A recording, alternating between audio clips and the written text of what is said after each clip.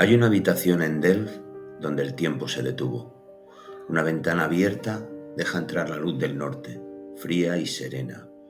Sobre la mesa, una jarra de leche, una carta sin abrir, una tela azul que respira con el aire.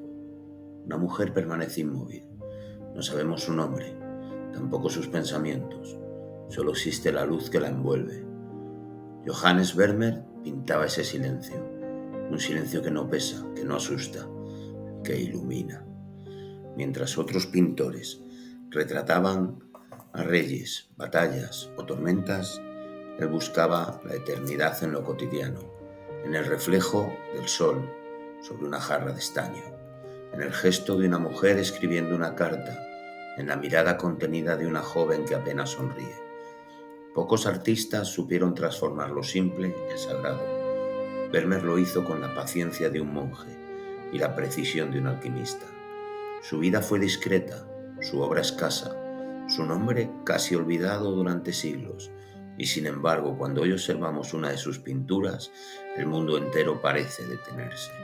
Es la magia de su luz, una luz que no solo ilumina las cosas, sino que las hace existir. En este episodio de Susurros del Arte, viajaremos a la Holanda del siglo XVII, a una ciudad donde el silencio resonaba con un rezo, y donde un hombre misterioso encontró en la luz la voz más pura de la pintura. Soy Fernando y hoy te invito a escuchar el susurro dorado de Johannes Vermeer, la luz del silencio. Nos trasladamos pues a Delft, una pequeña ciudad holandesa rodeada de canales, tejados inclinados y calles empedradas. A mediados del siglo XVII era un lugar tranquilo, casi oculto del bullicio de Ámsterdam. Pero en aquella calma doméstica se gestaba una gran revolución silenciosa, la edad de oro de la pintura neerlandesa. En este escenario nace Johannes Vermeer, alrededor de 1632, hijo de René Jasson, un hombre de múltiples oficios, tejedor de seda, comerciante de cuadros y dueño de una taberna llamada la Posada del Zorro Volador. En aquel lugar, donde se mezclaban el vino y las conversaciones sobre arte, el joven Johannes aprendió que las pinturas no solo se admiraban, también se negociaban, se intercambiaban, se sobrevivían. Poco se sabe de su formación. No dejó cartas, ni diarios, ni discípulos que contaran su historia. Vermeer es en sí mismo un misterio. Algunos creen que se formó con Leonard Brammer, un pintor local de temas bíblicos y nocturnos. Otros que viajó a Utrecht, donde conoció la pintura de Caravaggio y sus herederos, de quienes pudo aprender el poder de la luz. Sea como fuere, hacia 1653, Vermeer ya era un maestro reconocido por el gremio de San Lucas, la corporación de artistas en Delft. Ese mismo año contrae matrimonio con Catarina Bolnés, una mujer de familia católica y de buena posición. Su boda lo vinculó a un entorno social más elevado, pero también lo obligó a convertirse al catolicismo, una fe minoritaria en la Holanda protestante. Esa decisión, más espiritual que política, marcaría su vida y su arte, porque la mirada de Vermeer tiene algo de contemplación religiosa. Aunque sus cuadros no muestren santos ni milagros, sus milagros son otros. Una jarra que brilla como si dentro guardara el alma del mundo, un pliegue que respira, una ventana que parece mirar tanto como deja mirar. Vermeer tuvo 11 hijos. Vivía en casa de su suegra, María Tins, una mujer severa y protectora. Su economía era inestable.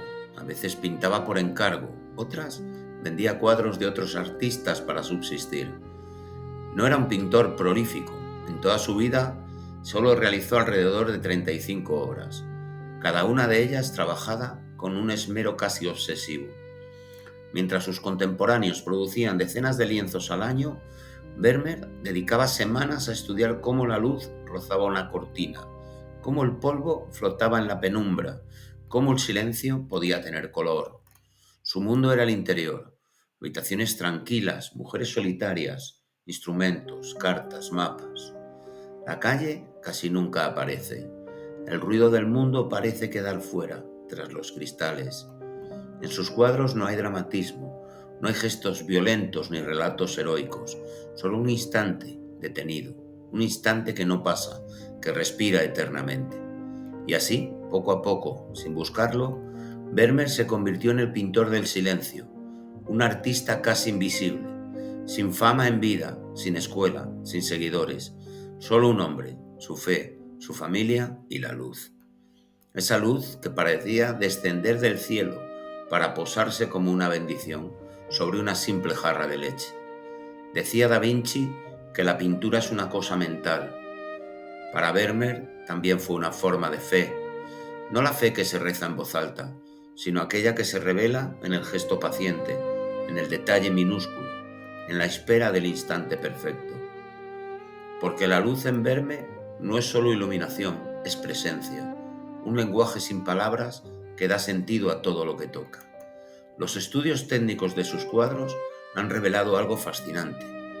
Vermeer trabajaba con pigmentos carísimos, usaba lapislázuli, el azul ultramar traído desde las minas de Afganistán, cuando la mayoría de los pintores recurrían a sustitutos más baratos. Ese azul disuelto en aceite le servía para capturar la claridad del cielo, pero también para dar a la penumbra una profundidad serena, como si la oscuridad misma tuviera alma. En sus manos los colores no competían, dialogaban. El amarillo cálido del vestido contrastaba con el azul de una cortina, y en el punto exacto donde ambos se rozan, nace el milagro. El secreto de Vermeer no era la abundancia, era la precisión. Trabajaba con capas finísimas de pintura, dejando que la luz atravesara los velos y se posara en la superficie como en una piel viva. Sus pinceladas eran invisibles, casi borradas por la perfección del equilibrio.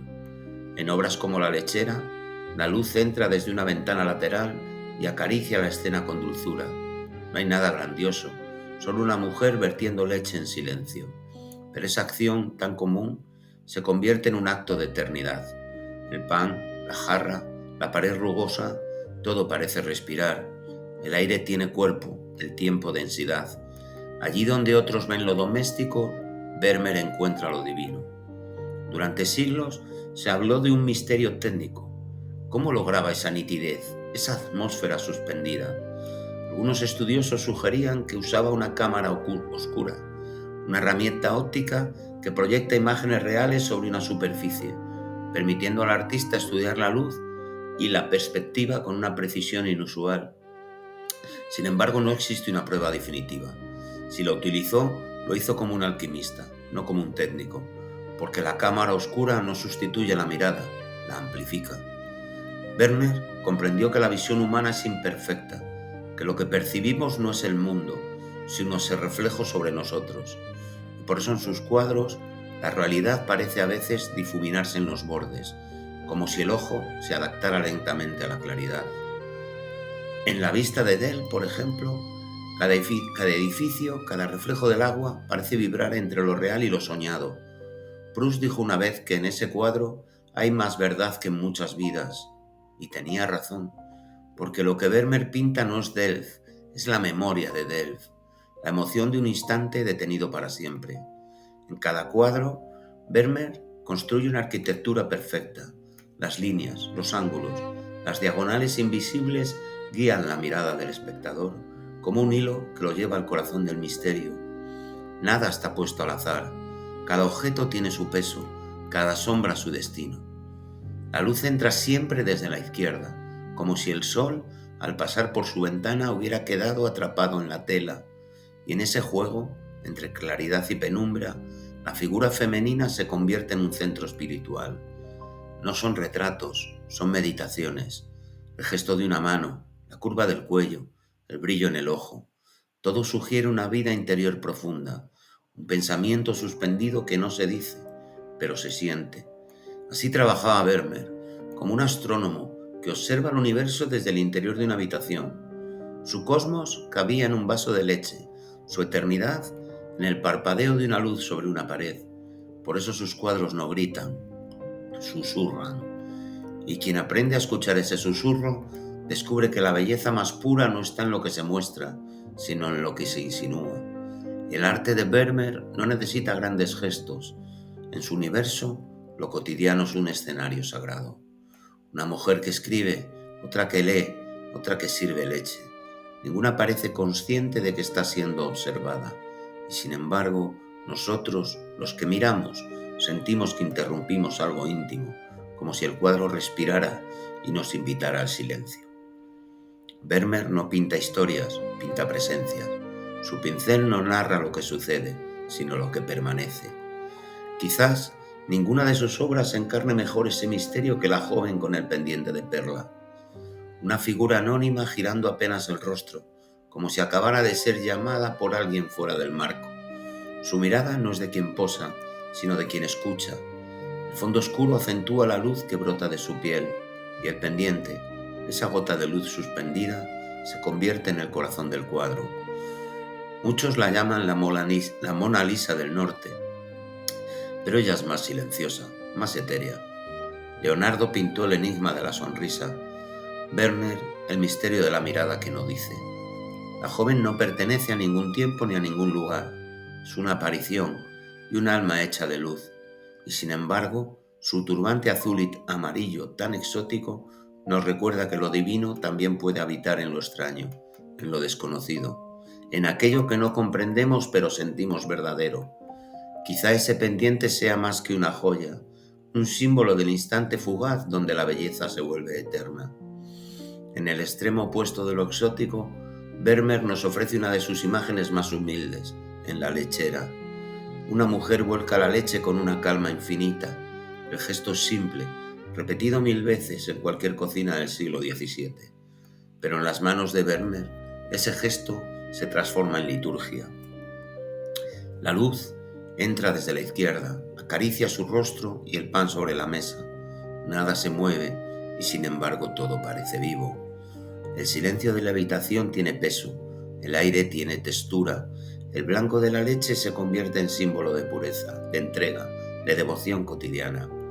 Vermeer convierte el trabajo en oración y al hacerlo nos enseña que lo sagrado no está en los templos, sino en los actos pequeños, en la paciencia, en la atención plena. Vermeer amaba las cartas. En su época, las cartas eran un puente entre los cuerpos y los pensamientos. Un mensaje podía tardar días o meses, y cada palabra tenía el peso de lo irrecuperable. En Mujer escribiendo con su sirvienta, una joven se inclina sobre la mesa, concentrada, mientras una sirvienta la observa en silencio. Entre ambas hay una tensión contenida, la diferencia de clase, el secreto compartido, la curiosidad o la complicidad. La carta es un símbolo del deseo suspendido. No sabemos si habla de amor o de pérdida, pero en el gesto de la mujer hay algo más que escritura, hay espera. La luz ilumina su rostro con la ternura de quien guarda algo para sí. Vermeer nos deja ante una escena donde nada ocurre, pero donde todo está a punto de ocurrir. Pintar el silencio de un pensamiento. Eso lo logra Vermeer en La encajera. La joven, absorta en su labor, inclina la cabeza con la serenidad de una plegaria. Sus dedos tejen y la pintura misma parece tejer con ellos. Cada hebra, cada reflejo, cada sombra mínima está construida con una precisión milagrosa.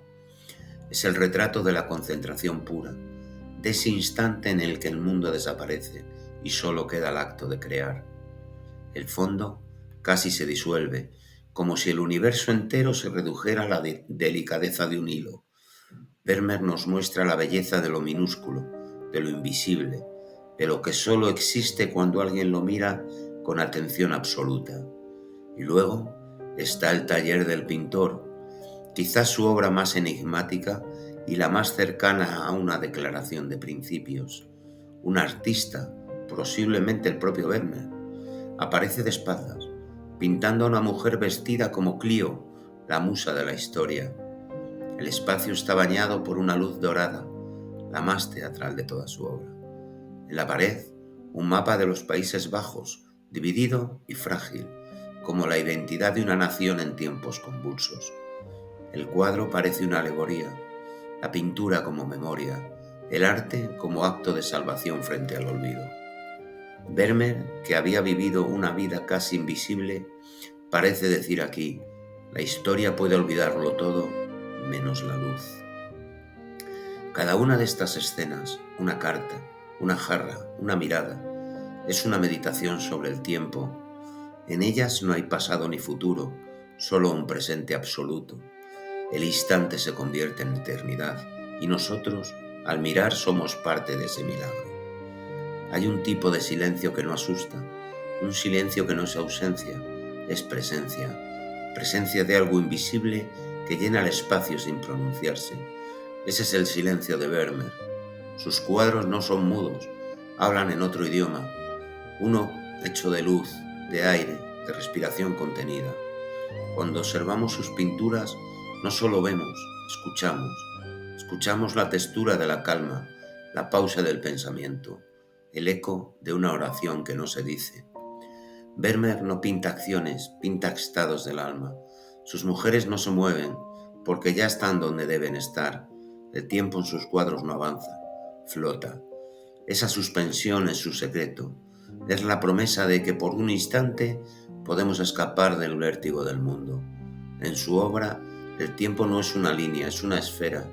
Cada segundo contiene la eternidad. Quizá por eso mirar un Vermeer produce la sensación de estar meditando. Nos obliga a detenernos, a respirar más despacio, a mirar sin exigir explicación. Hay en su pintura una espiritualidad que no necesita dogmas. Vermeer era católico en una sociedad protestante y su fe se reflejaba de forma silenciosa, sin cruces ni santos, sino en la presencia de la luz.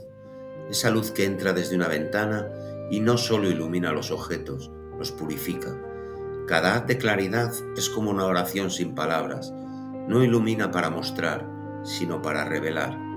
Es la luz de la conciencia, de la revelación interior, de ese momento en que el alma se reconoce a sí misma. En Vermeer, la luz es misericordia y también es perdón. El alma de quien mira sus cuadros se serena, como si la pintura le recordara que la belleza aún existe, incluso en lo pequeño, incluso en el cansancio, incluso en el silencio. Los personajes de Vermeer no nos miran, pero nos reflejan. En su quietud sentimos nuestra propia agitación, en su calma nuestra prisa, en su luz nuestro anhelo. Son espejos donde se ve lo que somos cuando dejamos de fingir.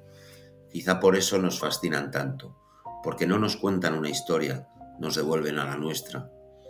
El silencio en Vermeer no es vacío, es plenitud. Es el espacio donde la conciencia se despierta, donde lo humano se encuentra con lo eterno. Cuando contemplamos la encajera, la joven con el pendiente de la perla o la lechera, no solo miramos arte, miramos la posibilidad de estar presentes. En un mundo que todo lo acelera, Vermeer nos recuerda el valor de la lentitud, de hacer una sola cosa con todo el alma, de habitar el instante como si fuera lo único que existe. Quizá Vermeer fue, sin saberlo, un místico doméstico, de mirada serena y manos pacientes. Sus cuadros son pequeñas epifanías, revelaciones que no buscan deslumbrar, sino consolar. Mientras Caravaggio gritaba con la luz, Vermeer susurraba. Mientras Rembrandt escarba en la sombra del alma, Vermeer la ilumina desde el interior. En sus habitaciones todo es sagrado. El pan, el papel, el agua, el hilo. Cada cosa está donde debe estar. Cada gesto es suficiente. Es el mismo mensaje que siglos después repetiría el poeta Rilke. Ser artista es amar lo pequeño y hacerlo grande. Y eso hizo Vermeer. Tomó lo más humilde y lo convirtió en eternidad. Contemplar a Vermeer es un acto de resistencia. Resistencia frente al ruido, la prisa, la distracción, frente al olvido de nosotros mismos. Su pintura no busca captar nuestra atención, sino devolvernos la atención. Nos enseña a mirar sin juzgar, sin querer entender, sin necesidad de poseer. Solo mirar y dejar que la luz haga el resto. Quizá por eso cuando salimos de una sala donde cuelga un Vermeer, el mundo nos parece distinto. La luz de la calle, el reflejo de un vaso, la sombra de una pared. Todo parece un poco más digno de ser mirado. Porque ese es su verdadero legado. No solo pintar la belleza, sino enseñarnos a verla. Toda luz proyecta una sombra, y la de Vermeer fue larga, silenciosa, casi total. Hacia el final de su vida la fortuna lo abandonó. Las guerras, las deudas y la escasez arrasaron la calma de Delft. Los mercados se hundieron, los mecenas desaparecieron. y los cuadros ya no eran un refugio, sino un lujo inútil. Vermeer tenía 11 hijos que alimentar y apenas vendía nada. Su esposa, Catarina, nos recordaría más tarde que el arte lo mató. Decía que, abrumado por las deudas, Johannes cayó en una profunda melancolía. Murió en diciembre de 1675, con apenas 43 años. El registro parroquial lo describe simplemente así: Johannes Vermeer, pintor, muere repentinamente. Sin honores, sin discípulos, sin epitafios, solo una tumba anónima en la vieja iglesia de Delft. Y con él la luz se apagó. Durante casi 2 siglos, su nombre desapareció de la memoria del arte. Sus cuadros fueron atribuidos a otros, vendidos por pocas monedas, colgados en casas donde nadie sabía quién los había pintado. El mundo olvidó al hombre que había detenido el tiempo. Hasta que, hacia 1860, un crítico francés, Théophile Bourget, descubrió en una colección privada una pintura que lo deslumbró: la vista de Delft. Quedó fascinado por esa claridad imposible, por ese equilibrio entre lo humano y lo eterno, y empezó una búsqueda apasionada para encontrar más obras del mismo autor. Así nació el mito moderno de Vermeer. Théophile Bourget lo llamó el Esfinge de Delft, porque nadie sabía quién era realmente, pero todos sentían que su arte escondía un misterio profundo. A partir de entonces, sus cuadros comenzaron a reaparecer como fragmentos de un sueño perdido. El mundo redescubrió su nombre y con él una nueva forma de entender la pintura. Ya no se trataba de narrar historias, sino de habitar el instante. Vermeer se convirtió sin saberlo en un artista contemporáneo antes de tiempo. Su forma de mirar el mundo coincidía con las preguntas que el siglo XIX empezaba a hacerse. ¿Qué es ver? ¿Qué es real? ¿Qué es el alma en lo invisible? Pero todo mito genera sombras nuevas. El redescubrimiento de Vermeer en el siglo XIX no solo devolvió su nombre al mundo, también encendió un deseo: el deseo de poseerlo, de completarlo, de llenar los vacíos que su silencio había dejado. A comienzos del siglo XX, la fascinación por Vermeer alcanza niveles casi religiosos. Los museos competían por conseguir una obra redescubierta. Los coleccionistas soñaban con tener en sus manos un fragmento del misterio. Y en esa fiebre de luz y silencio aparece un hombre dispuesto a fabricar su propio milagro: Jan van Meegeren. Van Meegeren era un pintor neerlandés talentoso, pero bastante frustrado. La crítica no valoraba su arte y el público consideraba su estilo demasiado académico para un tiempo que ya caminaba hacia la modernidad. Herido por el desdén, decide vengarse de ese mundo que no lo había comprendido. Su plan era audaz: crear nuevos cuadros de Vermeer que parecieran auténticos y demostrar así que los expertos podían ser tan ciegos como ignorantes. El engaño fue perfecto.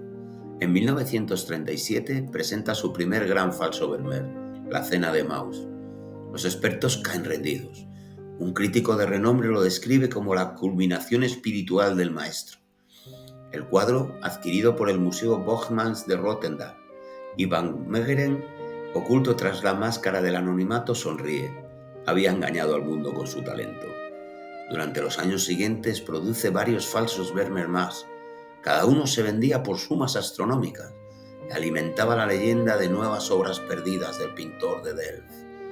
Pero el episodio más increíble ocurre durante la Segunda Guerra Mundial, cuando una de esas falsificaciones cambia de manos de la forma más insólita.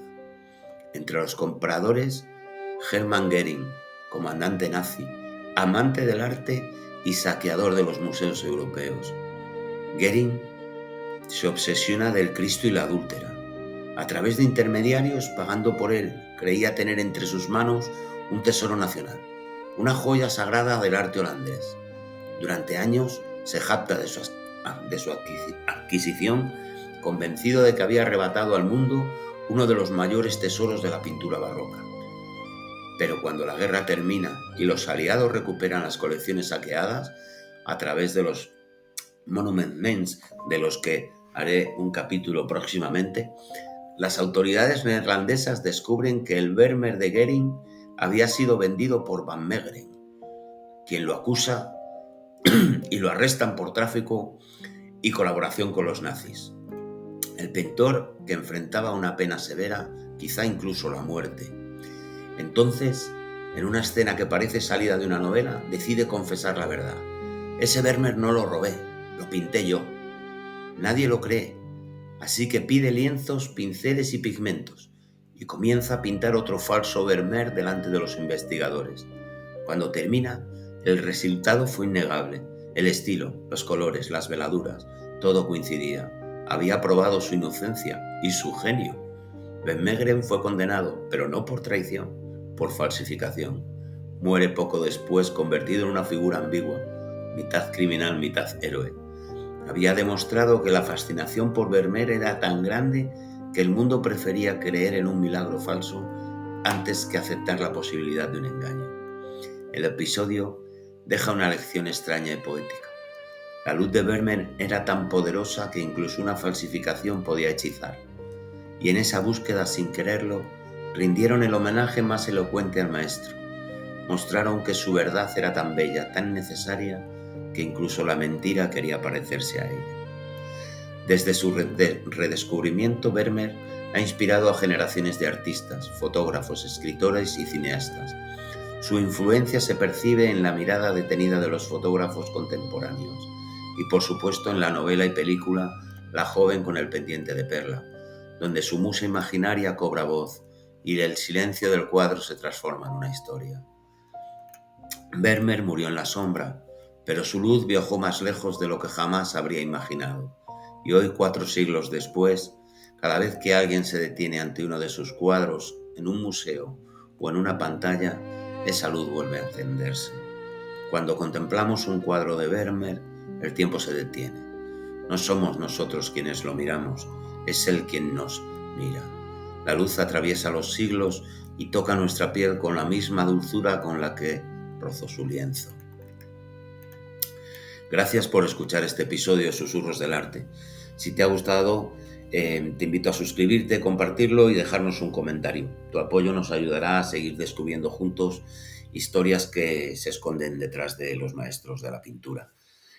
Os dejo, como siempre, en la descripción la bibliografía de este episodio y también los enlaces a nuestras redes sociales donde hacemos animaciones de diferentes cuadros con IA que están muy chulas y contamos anécdotas y os puede gustar. Así que nada, os espero para el próximo capítulo. Chao.